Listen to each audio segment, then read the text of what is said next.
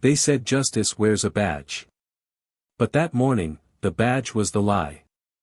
When a young black woman walked into court with coffee stains on her skirt and silence in her eyes, everyone already thought they knew her story.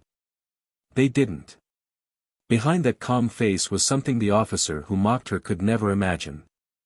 Because sometimes the most dangerous truth is the one standing quietly in front of you. The gavel struck once. And everything changed. It happened on a bright morning outside a courthouse in downtown Chicago.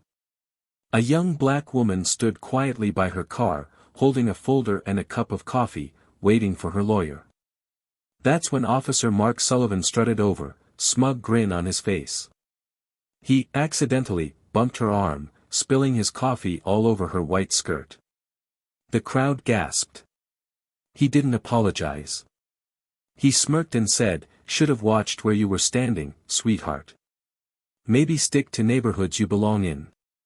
The woman froze, her hands trembling but her eyes unblinking. Cameras around started recording, but Mark leaned close and whispered, "Try raising your voice, and I'll make sure you're in cuffs before noon." The sound of her folder hitting the ground broke the silence.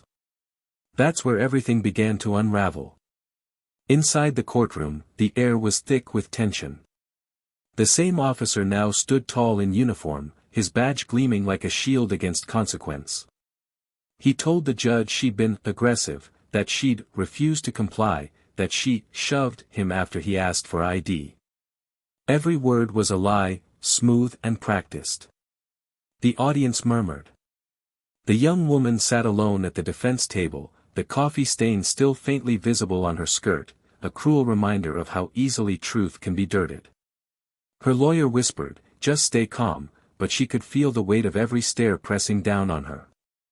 When the prosecutor smirked and said, "Maybe she thought the rules don't apply to her," the courtroom chuckled. Even the clerk looked away. She gripped the edge of the table until her knuckles turned white. One camera flash went off in the gallery, catching the single tear she refused to wipe away. "What would you do if this happened to you?" The judge called Officer Sullivan back to the stand. His voice dripped confidence as he repeated every accusation, word for word, rehearsed like a script. He described her as hostile, uncooperative, and dangerous. The jury nodded along. Her heart pounded. Every sentence was another nail in the coffin of her reputation. When her lawyer tried to object, the judge overruled. For a moment, it felt like the whole system was built to drown her out. Sullivan leaned forward, pretending to recall more details. "She yelled at me, called me racist, tried to hit me with her folder." The courtroom gasped. Her folder, the same one now lying sealed on the evidence table. Her eyes flicked toward it, then to the man smirking in uniform. But then, a quiet voice came from the back of the room. "Your Honor, we have something." A clerk walked in holding a USB drive, breathless. Video from the cafe's outdoor camera. The judge frowned but allowed it. The screen lit up, grainy footage showing the officer bumping into her first, spilling his drink, sneering. His words clear as daylight, "Maybe stick to your side of town." The room fell dead silent. Sullivan's jaw locked. The first crack had appeared. The judge leaned back, her voice cold as steel. "Officer Sullivan, care to explain this?" He stammered, reaching for excuses that died in his throat. The jury's faces had changed, no longer trust, only disgust. The woman rose slowly from her seat. For the first time, she spoke. Her voice was steady, almost calm. "You told the court I attacked you. But the only thing I ever raised was my dignity."